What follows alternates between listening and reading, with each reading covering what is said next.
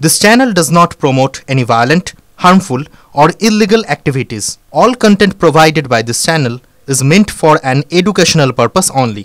Top quality और consistent performance के लिए सिर्फ सिल्वर पंप नाम याद रखना। ভুয়ো ভোটারের সাহায্যে কি জিতছেন অভিষেক? প্রশ্ন তুললেন কেন্দ্রীয় মন্ত্রী অনুরাগ ঠাকুর। পাল্টা তৃণমূল কংগ্রেস মুখপাত্র কুণাল ঘোষ, তিনি কি বলছেন শোনাবো। অভিষেক বন্দ্যোপাধ্যায় 7.5 লক্ষ ভোটে জিতেছেন, তার ধাক্কা এখনো বিজেপি সহ্য করতে পারছে না। অনুরাগ ঠাকুর তিনি প্রথমে বলুন, এই যে লোকসভা নির্বাচনটা গেল, এটা তো আপনাদের জাতীয় নির্বাচন কমিশনই করেছে, কেন্দ্রীয় বাহিনী করেছে, তো আপনাদের দল কটা বুথে রিপোল চেয়েছিল, তো ওই বুথে আপনি রিপোল চাইলেন না, আর আজকে আপনি এসছেন অভিযোগ নিয়ে, কি করে হবে এটা? বিহার এসআইআর মামলায় আরো সুবিধাজনক জায়গায় জাতীয় নির্বাচন কমিশন। কমিশন যে নথি চাইছে তা ভোটার বান্ধব। পর্যবেক্ষণ শীর্ষ আদালতের। 11টির মধ্যে একটি নথি চাওয়ায় আপত্তি কোথায়? প্রশ্ন সর্বোচ্চ আদালতের। নথি নিয়ে ফের আপত্তি আইনজীবী অভিষেক মানু সিংভির। ভোটার কার্ড কেন মান্যতা নয়? ভোটের মুখে এসআইআর কেন? প্রশ্ন সিংভির। আজ আবার শুনানি।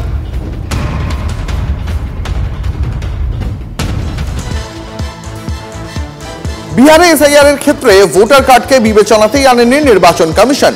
আর বাংলা মানে আমাদের কৃষ্ণনগরে, সেখানে তো পাড়ায় সমাধানে যাওয়ার পাসপোর্ট এপিক। বিজেপি বলছে এটা আসলে পরোক্ষে এসআইআর এর দিকে এগোনে। বিতর্কে ফেঁসে যাওয়া তৃণমূলের সাফাই, এসআইআর নয়, বুথ নম্বর সঠিক জানতেই ভোটার কার্ড। প্রত্যেকটি অভিযোগ, প্রতিটি সমাধান ডিজিটাল ভাবে রেকর্ড করা হবে। সরকারের কাছে সমস্যা জানাতে গেলে লাগছে ভোটার কার্ড।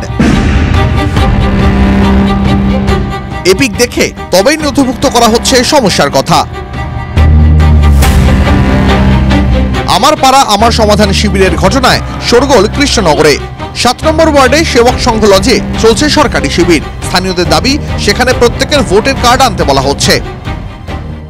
বলেছে এই প্রমাণপত্রগুলো নিয়ে যেতে বলেছে, ভোটার কার্ড, আধার কার্ড, রেশন কার্ড এসব নিয়ে এসেছে।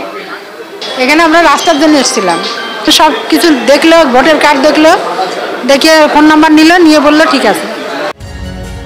সামনেই 26-এর নির্বাচন, তার আগে বাংলাতেও দ্রুত এসআইআর অর্থাৎ ভোটার লিস্টের নিবিড় সংশোধনের সম্ভাবনা জোরালো হচ্ছে। এসআইআর এর বিরুদ্ধে প্রচার চালাচ্ছে রাজ্যের শাসক দল। এসআইআর এর নামে এনআরসি করার প্ল্যান হচ্ছে বলে অভিযোগ তুলেছেন মমতা বন্দ্যোপাধ্যায়। এসআইআর নামে, স্পেশাল ডিভিশনের নামে এনআরসি করার একটা প্ল্যান চলছে, এটা পুরো একটা প্ল্যান্টেড গেম। এবার সেই প্রসঙ্গ টেনেই প্রশাসনকে নিশানা করেছে বিজেপি।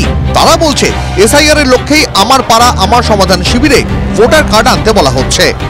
তাহলে কি রাজ্য সরকার এসআর কে মেনে নিচ্ছে এবং রাজ্য সরকারও তলে তলে এসআর যাতে হয় সেটাই কি করছে? মুখে মোদী সরকারের বিরোধিতা করছে, বিজেপির বিরোধিতা করছে, কিন্তু একটা সময় এই মমতা ব্যানার্জি কিন্তু এসআর এর পক্ষে ছিল যখন তিনি বিরোধী দলনেত্রী ছিলেন।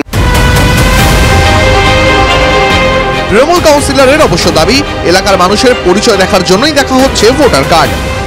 ভোটার কার্ড এই কারণে আনতে হচ্ছে, উনি যে এলাকায় ওনার ভোটার, ওখানে রাস্তাটার নাম লেখা আছে, বুথ নম্বরটা লেখা আছে, এই জন্যই ভোটার কার্ডটা নিয়ে আসতে হচ্ছে। তবে কি এলাকার মানুষকেই চেনেন না শাসক দলের কাউন্সিলর, নাকি নেপথ্যে এসআইআর এর জুজু? মহাদেব কুণ্ডুর রিপোর্ট, TV9 বাংলা। মৃত ভোটারদের হয়ে ভোট দেওয়া ঠেকাতে বিজেপি কর্মীদের বিশেষ প্রশিক্ষণ শিবির। এসআইআর এর আবহে বুধবার বিকেলে জলপাইগুড়ি জেলা কার্যালয়ে বিশেষ বৈঠক করল বিজেপি। ইতিমধ্যে এসআইআর এর পক্ষে জেলা জুড়ে জোরালো প্রচার শুরু করে দিয়েছে তারা। এবার স্বচ্ছ ভোটার তালিকা করার লক্ষ্যে জেলার সব মন্ডল কমিটির BLA 1 এবং BLA 2দের নিয়ে বিশেষ প্রশিক্ষণ সভা পদ্ম শিবিরের। সভায় উপস্থিত ছিলেন সাংসদ ডাক্তার জয়ন্ত কুমার রায়, শিলিগুড়ির বিধায়ক শঙ্কর ঘোষ, জেলা সভাপতি শ্যামল রায় সহ প্রত্যেক মন্ডলের BLA ইনচার্জরা।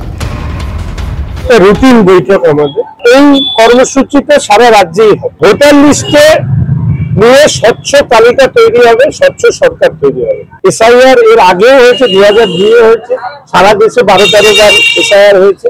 ফলে বিরোধীরা যে হঠাৎ করে পাগলা রানীর মতন তারা যে লাফালাফি শুরু করেছেন, সেটা কেন আমি জানি না। কেন্দ্র টাকা বন্ধ করলেও পরোয়া নেই। বাংলার আবাসে নাকি 47 লক্ষ বাড়ি তৈরি হয়ে গেছে, আরো 28 লক্ষ হবে। 26শে বিধানসভা ভোট মানে মে পর্যন্ত চলবে টাকা দেওয়া, বিস্তর ফিরিস্তি রয়েছে। কিন্তু আবাস যোজনার ঘর না পাওয়ায় দেওয়াল চাপা পড়ে মারা গেল 2 ফুটফুটে শিশু। বিড়বিড় করতে করতে তাদের বাবা, দিনমজুর বাবা বলছেন, সাত থাকলে হয়তো আজকে এই অবস্থা তাকে দেখতে হতো না। ঘর একটা থাকতো আমার, এর দুজনকে হারাতে লাগতো না আমার। যদি পাকা ঘর একটা থাকতো আমার, এর দুজনকে হারাতে লাগতো না আমার। প্রশাসনের কাছে কতটুকু আর চাহিদা? সামান্য একটা ছাদ, সেটা থাকলে তো 2 ফুটফুটে সন্তানকে এভাবে অকালে ঝরে যেতে হতো না। আবাস নিয়ে দীর্ঘশ্বাস ফেলতে ফেলতে বুক ফেটে যায় সন্তান হারা সঞ্জিত মহন্তর। এক রাতে যে তার 5 জনের পরিবারের অর্ধেক এসে ঠেকলো মঙ্গলবার রাতে। 3 বছরের ছোট মেয়ে ও বছর দেড়েকের ছেলেকে নিয়ে ঘুমোচ্ছিলেন সঞ্জিতের স্ত্রী রিঙ্কি। প্রবল বৃষ্টিতে পাশের বাড়ির দেওয়াল হুড়মুড়িয়ে ভেঙে পড়ে তাদের টিনের ঘরে। ঘুমন্ত অবস্থায় সব শেষ, দেওয়াল চাপা পড়ে মৃত্যু হয় 2 শিশুর। শোয়ার ঘর হিসেবে আমরা যা দেখি বাস্তবে, তার সঙ্গে এই ছবিটার ফারাক ছবিটাই বলে দিচ্ছে। এই যে ধ্বংসস্তূপ দেখছেন, এটা বিছানা। একটু ভালোভাবে থাকার আশায় বাংলার আবাস যোজনায় দরখাস্ত করেছিলেন দিনমজুর সঞ্জিত।